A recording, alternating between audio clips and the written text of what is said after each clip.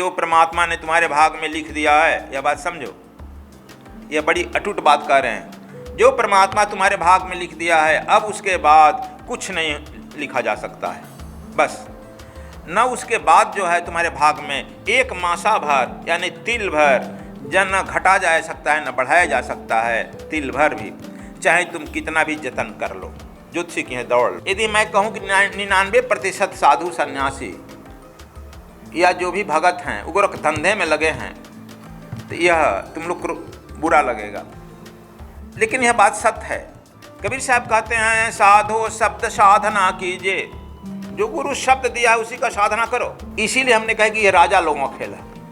राजा लोग जब पा जाते हैं एक बार साधना, बस उसी पर चल देते हैं, और अधिकांश देखता है कि राजा लोग ही परमात्मा बने हैं या राजा लोग ही बुद्धत्व को प्राप्त किए। इसका कारण केवल यही, चिरकुट को नहीं होता है। चिरकुट 10 कदम आगे जाएगा, 20 कदम पीछे चला जाएगा, उसको विश्वास ही नहीं होता है इसमें पुनरपि जननम पुनरपि मरणम। इसीलिए दीक्षा हम देते हैं, इसीलिए कहते हैं कि राजा की तरह रहो, राजा की तरह सोचो, राजा की तरह करो। यदि इस बात को तुम मान लेता तो कभी तुम्हारा दुख दूर हो जाता, लेकिन ये बेसिक ही नहीं माना है, रोज बदलता रहता है। इसलिए कहते हैं कबीर साहब के, साधो शब्द साधना कीजिए। कहते हैं कि जो शब्द दिया गया उसका साधना करो। शब्द ही ब्रह्म है। ईसा ने कहा कि सबसे पहले क्या था? शब्द था। शब्द से ही सृष्टि की उत्पत्ति हुई है। वेद भी कहता है शब्द है, शब्द से ही ब्रह्म है, ब्रह्म से ही सृष्टि उत्पत्ति हुई। इसलिए मूल बात है, जो गुरु शब्द दे दिया है, शब्द का परिचय करा दिया है, बेसिक थॉट्स, उसकी साधना करो। लेकिन उसकी छोड़ करके हम चारों ओर कहते हैं। कबीर साहब कहते हैं, साधो, साधक पहला कहें। साधक का मतलब क्या होता है? साधक का मतलब यह है कि जो साधना के पथ पर चलने लगा है, वह 2 कदम आगे पीछे कर रहा है, वह साधक है। साधो का मतलब हुआ कि नहीं, यह जो निश्चित हो गया है, और जो है अपनी अंतर यात्रा प्रारंभ कर दिया है, अंतर यात्रा प्रारंभ कर दिया। साधक का मतलब है कि सत्संग में बैठने लगा है। साधक पहले सत्संग में बैठता है, वह सुनने लगा है, सत्संग में बैठता है, सुनता है, साधक का पहला कर्तव्य होता है। लेकिन साधक जब साधु बन जाता है तो गुरु शब्द देता है, उस शब्द साधना में लग जाता है। इसीलिए कबीर साहब कहते हैं, साधो शब्द साधना कीजिए। वो शब्द को जब साधने लगता है तब वह अंतर की यात्रा प्राप्त करता है, तब जो है कलांतर में मोक्ष को प्राप्त कर लेता है। इसलिए कबीर साहब जो है, साधो अंतर यात्रा प्रारंभ। अब समझ गया? साधक सत्संग प्रारंभ, जहां सत्संग होगा सुनेगा। इसलिए कहा गया प्रथम संतन कर संगा। रामायण में भी कहा गया प्रथम संतन का संग होता है। जब तक संग नहीं करेगा तब तक से गुरु किसी गुरु के नजदीक नहीं जाएगा। गुरु तुमको शब्द साधना नहीं देगा। लेकिन शब्द साधना तो हम दे देते हैं, फिर आता है गुरु जी कुछ तो बताइए, उस पर विश्वास नहीं। अब क्या बताया जाए?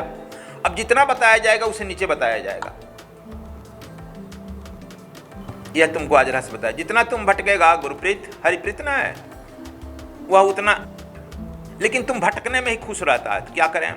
कबीर साहब कहते हैं, जो परमात्मा ने तुम्हारे भाग में लिख दिया है, यह बात समझो, यह बड़ी अटूट बात कह रहे हैं। जो परमात्मा तुम्हारे भाग में लिख दिया है, अब उसके बाद कुछ नहीं लिखा जा सकता है।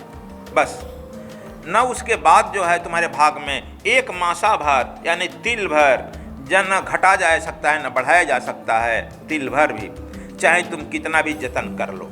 ज्योतिषी की है दौड़ लो। हमारे यहाँ जी है, जानती है, बड़ा चला था, उसको साधना कराए। जब साधना में डूबने लगा तो उसकी पत्नी दौड़ने लगी, गुरुजी छोड़ दीजिए, साधना में डूब रहा, छोड़ दीजिए। ज्योतिषी के यहाँ दौड़ने लगा। कौन ज्योतिषी? तुम्हारा टीवी पर बहुत आते हैं बड़े बड़े ज्योतिषी, वशिष्ठ का नाम भी रख देते हैं, आते हैं ना, उसके यहाँ दौड़ रहा है, अभी तक उन्हीं का चेला बना है। वो कहा कि तुम धर्म भूल कर धर्म मत करना, भूल कर गुरुजी के साथ मत जाना, भूल कर किसी धर्म में मत जाना, नहीं तो तुम डूबोगा। और लगातार डूबते गए। आया था एक दिन, पूछे क्या जी, वशिष्ठ का बात मान लिया, डूब रहा है। एक बात सलाह देने का 5,000 लेता है, मिनिमम 5,000। कम से कम हमारे यहाँ आया है, जो हम जितन बता दिए हैं, और वह जो है उस जतन का पूजा करे, पाठ करे, ध्यान करे, धारणा करे, कुछ मत करे, उसी लगन में यदि लग जाता है तो निश्चित जो है 2 से 3 साल के अंदर उसका भाग्य परिवर्तित हो जाएगा। पूछो कि कैसे नहीं हो जाएगा? कबीर साहब यहाँ कहते हैं कि तिल भर न बदलेगा। तुम ज्योतिषी के यहाँ तांत्रिक मांत्रिक यहाँ दौड़ते रहो, उसे कोई तिल भर नहीं बदलने वाला। बदलने वाला कैसा है? जब तुम समय के सदगुरु के यहाँ जाएगा, वह विधि बताता है और वही तुम एक निष्ठ होकर करने लगेगा, तपस्या का फल उगेगा। तब तुम्हारा जो है उसर जमीन पर भी धान बोएगा, उसर जमीन पर आम बोएगा, वह लहलहाने लगेगा। अब तुम लोग देखता है जो कहता है कि बरईपुर से भी उसर कहीं होगा, बरईपुर कहते हैं डुमरी से भी उसर होगा। बरईपुर का भी उसरे जमीन था। जब देखो जैसे ही बाबा है ना, कहा हमारे ये शास्त्री जी, घासी बाबा ऐसे ही थे बूढ़े, लेकिन बड़े मेहनती थे। किसी को उपवास नहीं जाने देते थे, भले नमक की रोटी खिलावें या रोटी चीनी ही खिला दें, वही रहते थे। जब हम सब्जी उब्जी किसी चीज़ के खूब बिजलाते थे, बोते थे, कहे साहब कुछ होगा नहीं, यहाँ कहाँ के बो रहे हैं, पैसे वे हमको दे दीजिए वही खाना। कुछ नहीं बोते थे, उसको भी सुखा देना, होगा ना, हम कहें ना नहीं होगा, यहाँ का उसर जमीन है, कुछ होता नहीं है साहब। पूरे जिंदगी कुछ नहीं करने दिए, मैं करके जाता था, फिर मैं कहा ना नहीं होगा, नहीं हुआ, लेकिन हम माने नहीं उनकी बात, करते रहे। आज देखा बरईपुर कितना फर्टाइल हुआ है जगह, क्या नहीं हो रहा है बोलो। डुमरी में जब हम गए तो वहां पर भी एक दो बाबा थे, हम नाम नहीं रखेंगे, या आसपास के जितने लोग आए थे, कहे कि यहाँ कुछ होगा नहीं, बालू है, और बालू में क्या है, दीमक है, सब दीमक जड़िए खा जाता है। तो जो पुराने लोग ये बात सलाह देने वाले थे, उनको क्रमशः धीरे धीरे हटा दिए, नाम नहीं रखेंगे, वो लोग भी सुनते हैं, क्रम हटा दिए धीरे धीरे। यंग लड़कों को रखें, हम कहे कि तुम अपना काम करो। आज देखती है, गया था देखा, आज जो जा रहा है डुमरी कहते स्वर्ग हो गया, चमन हो गया, सैकड़ों आम के पेड़ लदे हैं तुम्हारे कपार पर, सहतोत लदा है फर फर के, कटहल लदे हैं, फूल फल लदे हैं, अब केवल हमारे आश्रम ही नहीं कि और बगल में, और सब लोग यही तरीका था, गल जाएगा। अरे मूर्ख कहीं का, तुम जो है ठीक ठीक जतन से परिश्रम करो, गाइड में परिश्रम करो, देखो क्या रंग लाता है। अरे सदगुरु तो वह है कि तुम्हारे जो परमात्मा ने लिख करके, ब्रह्मा ने लिख करके तुम्हारा कर्म का जाल भेजा है, उसको भी वह बदल देता है। यह राम को लिखा गया था, पहले से लिख कर भेजा है।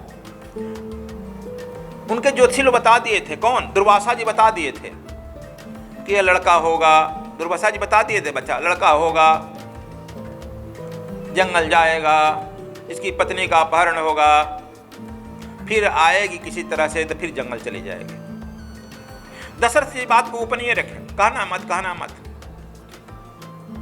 इसलिए वह पहले विश्वामित्र के यहाँ चला गया, विश्वामित्र से पूछा, गुरु जी हमारा भाग जरा देख दीजिए। विश्वामित्र ने कहा कि तुम्हारा भाग मैं बना दूं या देख दूं? कहा कि नहीं बना दीजिए। कहा कि बना देना है तो सोचेगा तुम कि हम, यदि तुम सोचेगा तो तुम्हारा भाग तुम्हारे भरोसे रहेगा, यदि हम सोचेंगे तुम केवल कार्य करेगा, तब जो है तुम कार्य करते रहेगा, तुम्हारा भाग एक दिन में बदल जाएगा। और वही राम ने किया, कह दिया कि गुरुदेव आज के बाद सोचने का काम आपका, करने का काम मेरा।